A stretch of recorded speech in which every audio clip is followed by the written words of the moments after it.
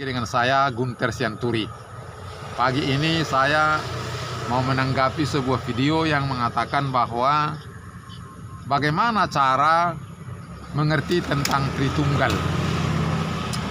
Maka dikatakan bahwa satunya Allah itu bukan tiga pribadi, tapi dia mendekati manusia dengan tiga cara.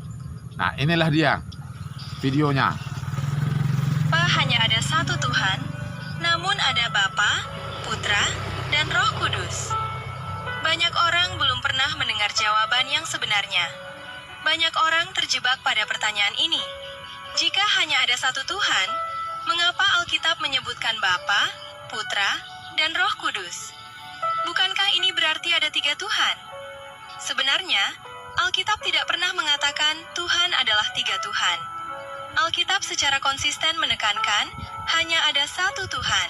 Jadi, muncul pertanyaan, apa sebenarnya Bapa, Putra, dan Roh Kudus itu?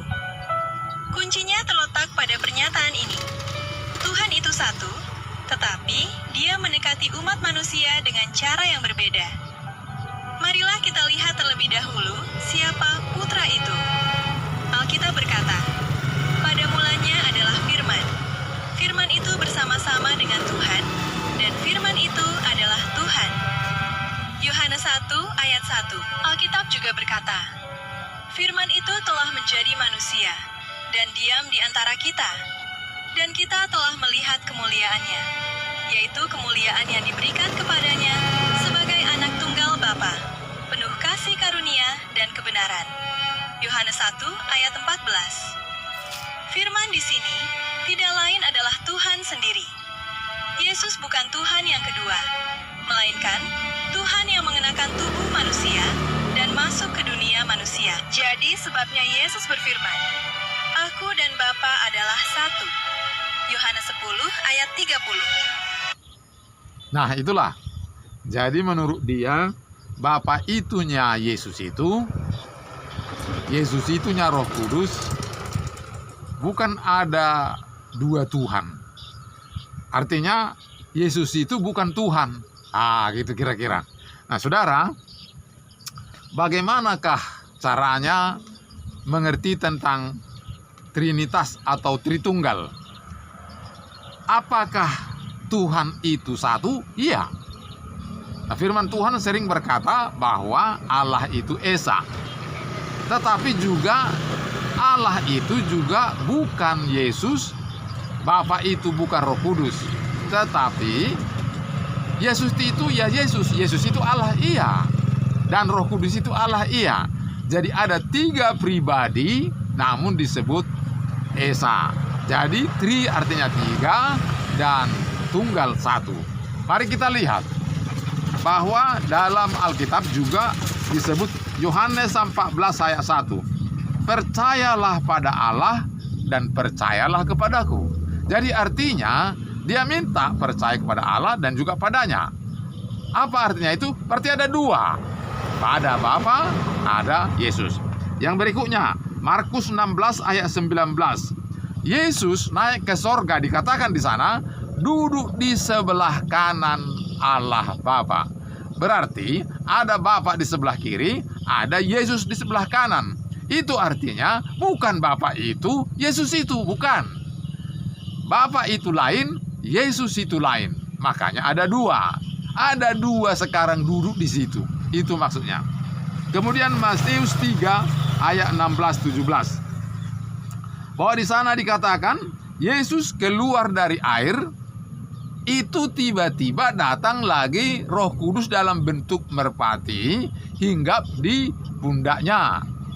Kemudian saat itu juga datanglah suara dari sorga, dari Bapa berkata, inilah anak yang kukasihi, kepadanya lah aku berkenan. Artinya saat itu juga ada tiga pribadi yang hadir di situ, yaitu Yesus, kemudian Roh Kudus, dan juga Bapa.